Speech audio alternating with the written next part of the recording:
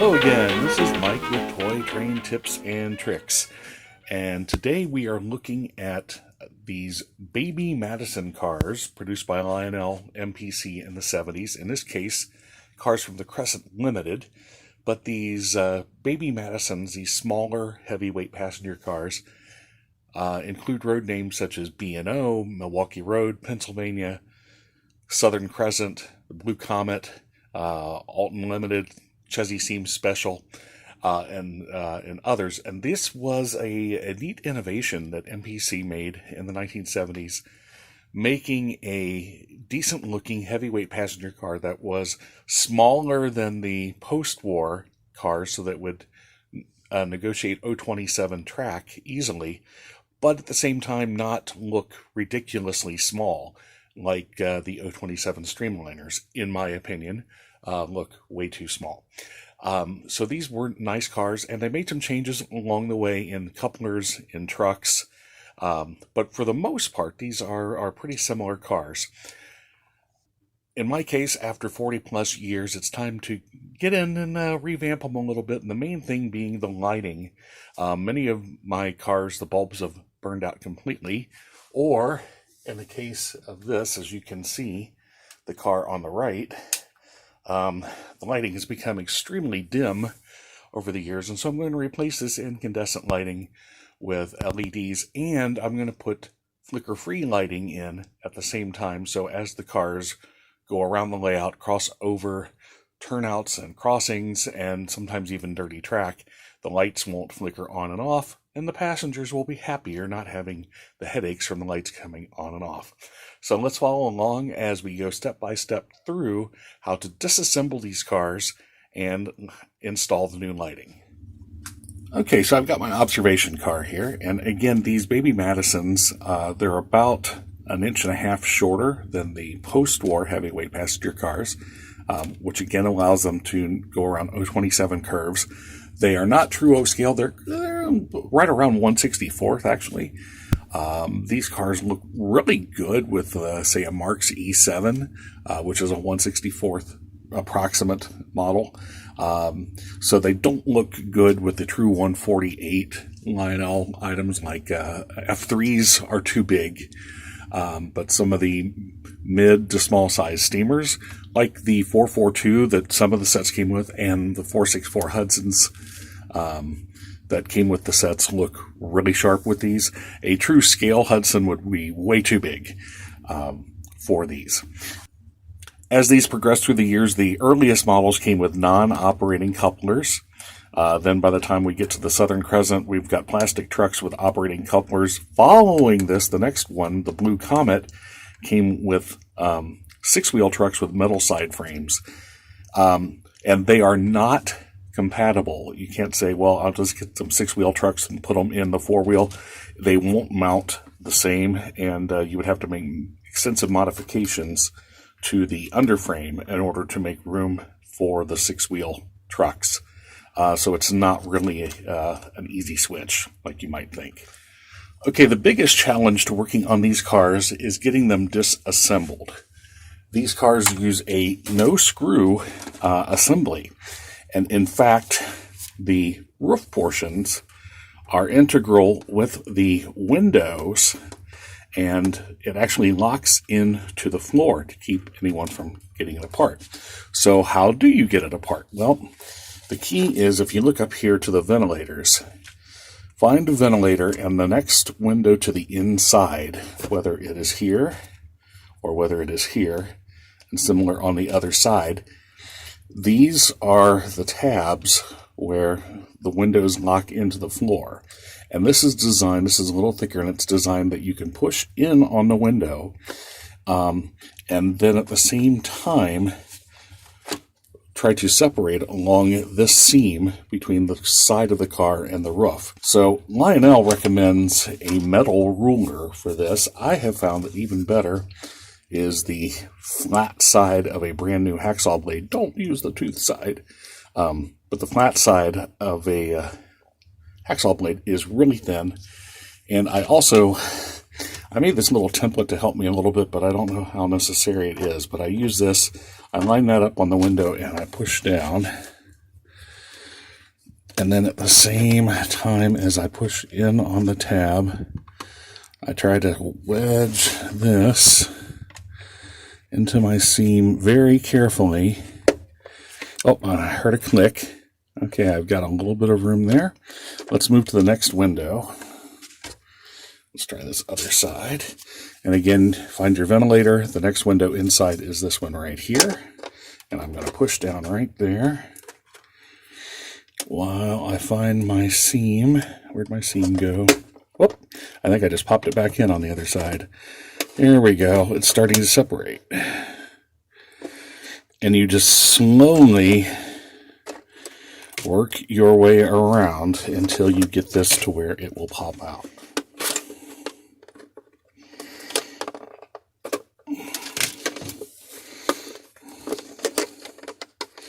Okay, this one's being particularly stubborn, and so I've got it started with the hacksaw blade, and you can see the separation here, and I'm working it here with some small screwdrivers. I haven't found any one particular method being better than others. Some of them are very easy to pop open, and some are more stubborn, like this one. Okay, now I finally have all 4 tabs at least loose for both sides, and it should start to come apart easier at this point. Keep pushing in on the tab while you wiggle. There it comes. And do that same thing at this end. Keep pushing in on the window tabs while we wiggle. Ha! And finally it will break loose. So when it does finally come loose, here's what you see. So here's the tabs that were holding it in place here and here. These two are just decorative. This would be like the lavatory end of the car, although you see it on both sides. So these tabs, and then these go into the slots in the floor. Now, there's a high-tech method that they used to try to make it so that the light wouldn't shine so brightly that you'd be able to see it through the roof, and that is cardboard. So actually, I'm going to pull this out because when I reinstall my lights, I'm actually going to attach it to this cardboard strip. And in this case, the strip had dropped down some, and so light was only kind of getting out half the windows. So I'm going to pull this out, and I'm going to put some tacky adhesive, some of the Gorilla mounting tack on the backside to make sure this stays solid to the roof. And then when I run my LEDs, they will run across this cardboard right here. So there it is, state-of-the-art 1970s technology cardboard. And you can even see the part number, 0095000026. Yes, this had a specific part in the Lionel parts catalog. And speaking of high-tech, you see some of our wires are held down by high-tech Scotch tape. Well, I guess it held on for 40 years, so that's something. But, yeah. So we have our red and our white wires that come from our pickup underneath from here. And in this case, there's actually one on each side, which is unusual to have the hot on one side and the ground on the other. Most of them use just one integral truck. So it's interesting why on this car we have some on both sides. Not quite sure why they did that. Okay, so I don't plan on reusing these bulbs, so I'm going to save as much of the wire as I can here and clip this short.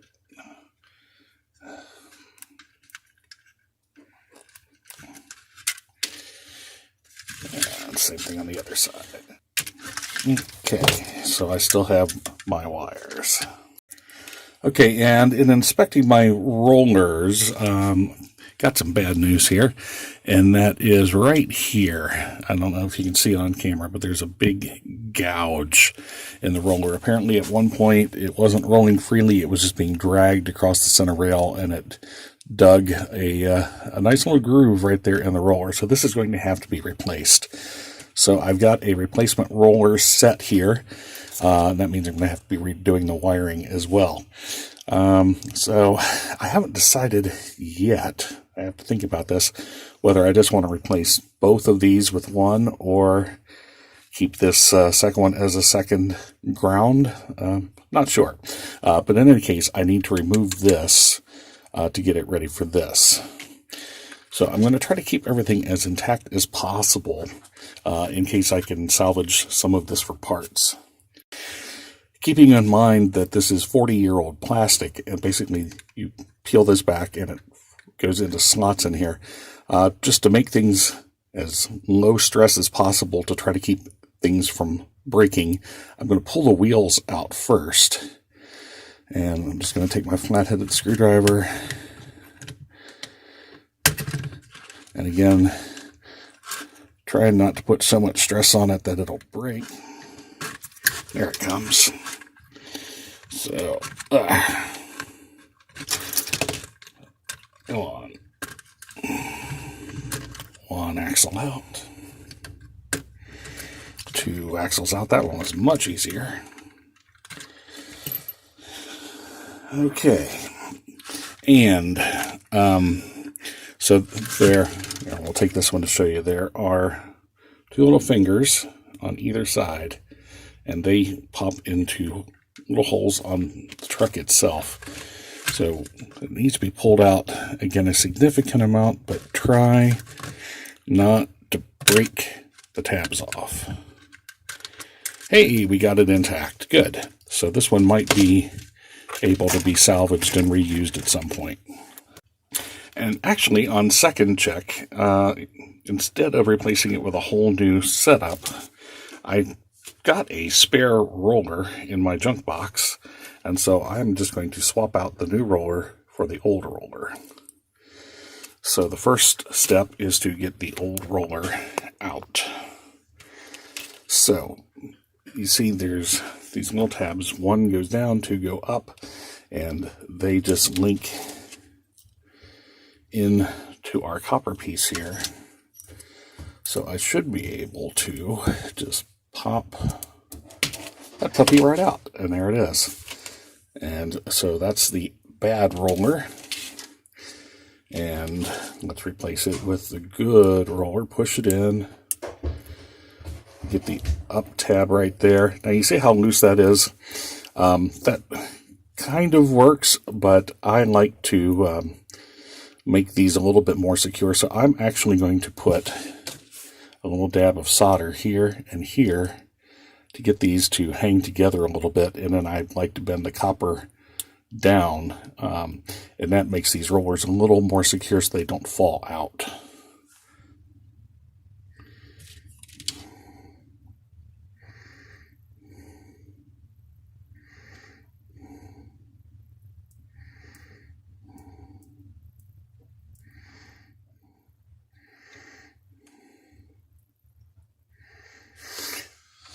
Okay, now I've got a little bit of solder on the contact and a little bit of solder on the roller, and I'm going to assemble them. Woohoo, hot, hot.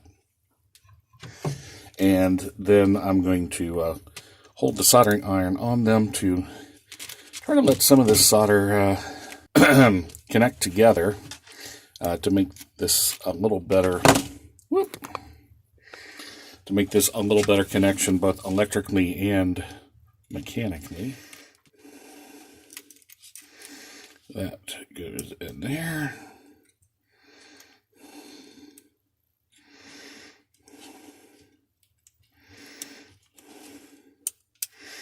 There we go. Get the hook to go in the slot right there. Then I'm going to push this down and see if I can't get the solder to make good contact between them.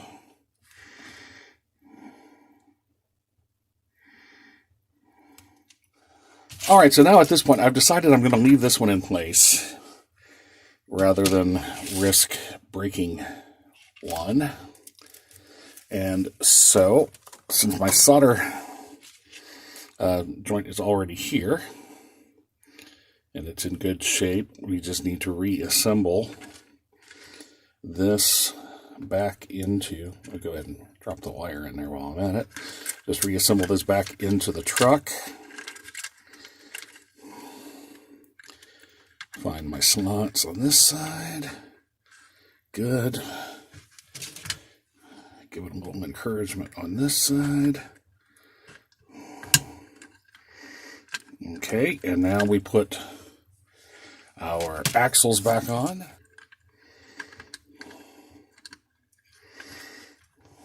That's one side. Get it lined up. Give it some encouragement. Oh, that side went in real easy. Okay, and push. Ah, there we go. Wheels are turning. Okay, so our pickups are fixed.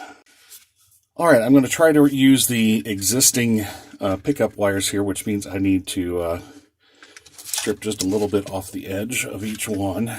There we go. Okay. All right, so this is all set. Now we are going to do our electrical work. Now my prototype boards are 5 by 7 millimeters, and at 5 millimeters is just a little bit too wide. It'll fit in the car by itself, but when we take into account the window glazing and such, it becomes a little bit too wide. So I'm just going to take a little bit off of this side, about 2.5 rows here, and just snip this off with nippers to make the board a little bit smaller. Anyway. Okay. So that fits much better. Now on some of these, I've put the board and the lighting hanging from the roof. This one, I'm going to put the board in the floor and then run the wires up to the ceiling. So in order to clear this little protrusion here, I'm going to cut a little bit more off of my board because, again, I don't need all of these contacts. So I'm going to trim it down just a little bit more so that it will lay on the floor and still clear these two little tabs. Test fit, and yes, it will drop right down onto the floor right there. That's good. Okay. Now the next thing I need to do is I need to solder on some contacts that my feeder wires are going to attach to. And as with most things, there's certainly more than one way to skin a cat, as they say, and there's more than one way to do these circuit boards. Okay, here's my joint. Heat, solder, heat. Woo, smoke.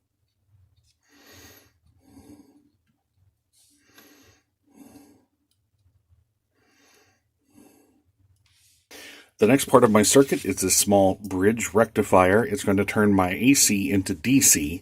And so I've got my feeders will come in here. They're going to connect underneath. And this side in very small print is just two wavy lines. That's my AC, and then it'll go out with a positive and a negative. This will be DC output on this side going to my capacitor.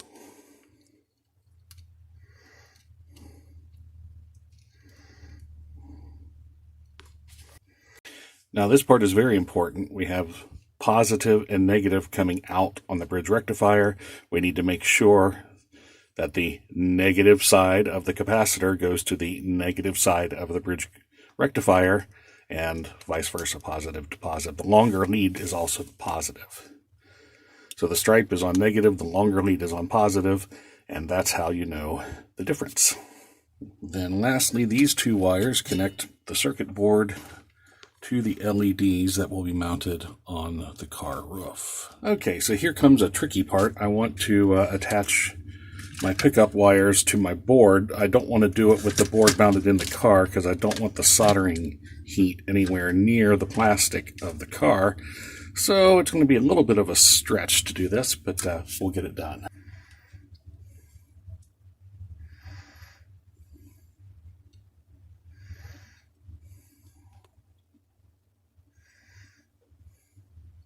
And I have these Gorilla mounting tabs underneath the board. I'm going to just attach that to the floor of the car. All right, so I have my pickups going to my circuit board, turning the AC into DC so I can use the capacitor. That will be my anti-flicker. The output goes to these two wires, which are going to go to my LEDs, which are in the top of the roof of the car. My strip of 12 LEDs. And then to make the connection, you can solder onto these fine points, but I have these connectors here which do a much nicer job with it. One side, if I open it up, there we go. One side accepts your wires, and the other side, the LED strip slides into, and you're ready to go. So I'm going to mount this to this part of the cardboard here, and then when my strips go in, we'll have the proper length for the LEDs. Now we're going to take our LED strip. Now pay close attention up here which side is marked positive and negative. That's going to make a difference which wire goes on which side. We're going to put the positive on the top, and I'm going to peel my adhesive off. I'm going to peel my adhesive off. There we go. And we're going to slide this into our contacts as far as we can. Close it and put all of my adhesive down right there in the middle of the roof, and then we'll sit that there and let that continue to dry, and we'll be back in a few minutes. And now we are ready for reassembly.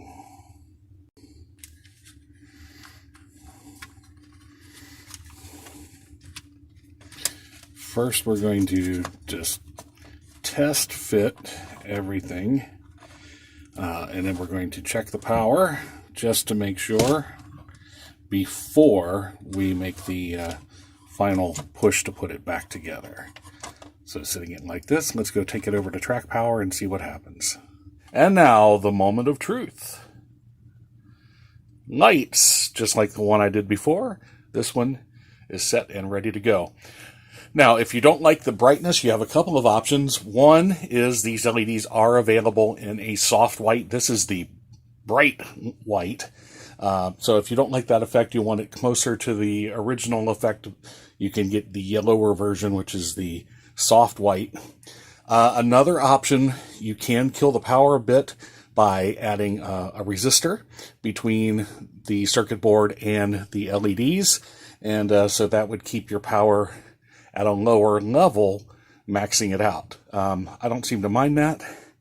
And again, we've got the anti-flicker isn't as pronounced as it was on the Caboose project because we have twice as many LEDs with the same size capacitor, still the 4700 microfarad capacitor. So the voltage difference will be noticed quicker, but still, as I go up and down here on the transformer, you really don't notice it very much. And so if there's just a momentary interruption of power, again, instead of going completely dark, your passengers would just have a momentary interruption of, just a momentary dimming rather than completely going out. And again, you see how far it goes to wind all the way down to nothing. All right, so let's slide it in place and call this a car. Well, let's turn out the lights and see what our new passenger operations look like in the dark.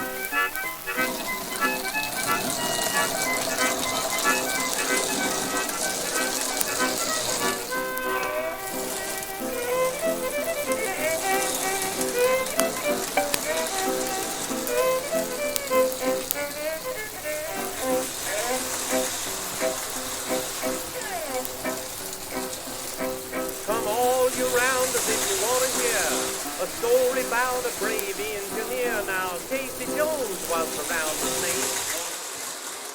And in case you're wondering the difference, this car, the one on the right, is the one I did first. And with this one, the circuit board is on the floor, actually over here. And you can see that the lights with the circuit board and the wires cast shadows. So that is why, for my second one, I put the lights from the roof down so that even though there are things that are there, the light comes in around and it doesn't cast shadows on the window. So this one I'll be taking apart and redoing. So definitely the light on the roof is the better idea than the light on the bottom.